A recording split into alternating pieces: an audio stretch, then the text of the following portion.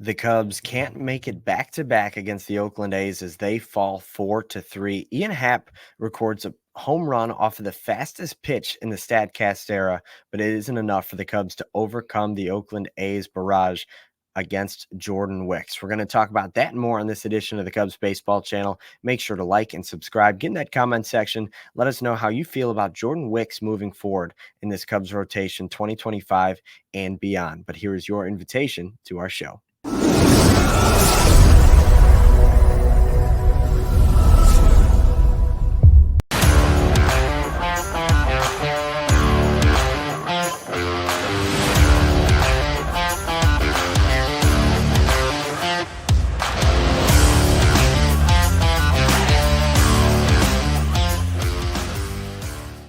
What's up, everybody? Welcome to the Cubs Baseball Channel. My name is Anthony Pasquale. You can find me here on Twitter at ant_Pasquale3. You can also find the Cubs Baseball Channel on Twitter, TikTok, and Instagram. So make sure to follow us on those different channels, those different platforms, and we can continue to bring you some Cubs content all over the social media landscape. But the Cubs lose yesterday to the Oakland A's 4-3, the final score at Wrigley Field. The A's jump on the Cubs for 2 runs in the first, and they add solo homers in the third and the fifth and beat the Cubs by the score of 4-3. All runs in the game were scored on home runs except for one by the Cubs.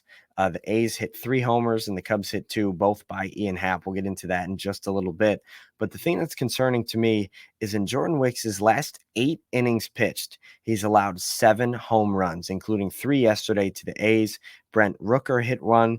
Their catcher, pardon me if I mispronounced his name, Shea Langoliers, hit one, and then so did Lawrence Butler, who just broke a 20-plus game hitting streak, had a day off, and comes back with a home run against the Cubs. Now, that's 7 home runs in Jordan Wicks' last 8 innings. He gets the loss yesterday, pitched 5 innings, allowed 7 hits, 4 runs, 2 walks, 4 strikeouts, had 3 home runs allowed to go on top of 4 his last time out. 1 in the first on the first batter of the game, and then 3 back-to-back against the Los Angeles Dodgers.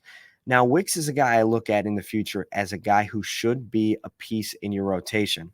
However, battled some injuries this year, came back from one, got hurt again, went back on the injured list, came back recently. And since he's came back, he's had trouble missing bats, and it's resulted in a lot more power for the opponents. Early on in the season, Wicks was looking like a totally different pitcher, missing bats, high strikeout numbers, getting a little bit deeper into ball games. And that's when I thought, you know what, maybe this is a guy that could be a left-handed reliever for the Cubs moving forward, a guy that's pretty good against lefties, against righties as well, can miss bats. If it's late in the game, you don't worry about a walk or two because you're able to punch those guys out. You can use your best stuff. But then he got hurt, and then all we wanted to see was Jordan Wicks healthy. And now we finally get Jordan Wicks healthy, and he's struggling to strike out batters, and he's given up a multitude of home runs. So I'm not going to hit the panic button, but there is a little bit of concern with Wicks moving forward. I hope he can get it straightened out in his last couple starts this season, but at the very least, come next year, I hope the Cubs have some type of decision made on him, whether or not he's going to be a bullpen piece, a long relief piece, a starter, because whatever it is, you hope he's not giving up these type of home runs. But speaking of home runs, the Cubs offense comes from Ian Happ. He had 2 home runs in the game. He went 3 for 5 with 2 solo shots. The first one came in the bottom of the 3rd inning, and then the Cubs got some traffic in the base pass after, and Michael Busch had an RBI single, and the Cubs then narrowed the deficit to 3-2. They eventually gave up another run and then scored another run in the bottom of the 9th. And Ian Happ solo homer off of Mason Miller, the A's electric closer. In fact, this home run was the home run hit off of the fastest pitch ever in terms of the StatCast era when they started recording pitch speed and exit velocity and all those different statistics back in 2015.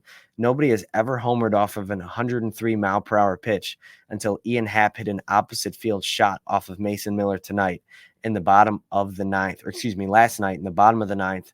Unfortunately, there wasn't anybody on base, and the Cubs were unable to do anything after that, so it all goes down in a loss. But congratulations to Ian Happ for another strong game. He's up to 25 homers on the year and 85 RBIs. Definitely a strong season for the Cubs left fielder who looks to be in place in left field next year and beyond. The Cubs are currently in second place in the NL Central, 6 back in the NL wildcard. The Braves lost again, so the Cubs are still chasing 4 of the Braves, but the Mets are now up 2 on Atlanta and 6 on the Cubs. They are just 3 games over 500, 77 and 74, with 11 games left to play, just a 0.1 chance to make the playoffs. But hey, got some good news today when the Cubs take on the Athletics at 1:20 at Wrigley.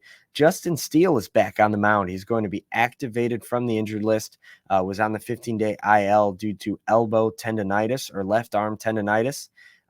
Thankfully, he's healthy after a couple of bullpens, and the Cubs feel confident in him on the mound. And there's really no guy that you'd rather have out there except for potentially Shota Imanaga. But Steele has been really good this year, 5-5 with a 3.09 ERA. And he's up against Brady Basso, who is just 1-0 with a 1.23. So hopefully the Cubs can go out and take care of business at Wrigley Field and win a series against the Oakland A's. But guys, thanks so much for joining us here on the Cubs Baseball channel. Keep liking, subscribing, getting in our comment section, following us on Twitter, TikTok, and Instagram. But hopefully Justin Steele, the pride of Lucedale, Mississippi, can deliver the Cubs a W to win the series against the A's. Go Cubs.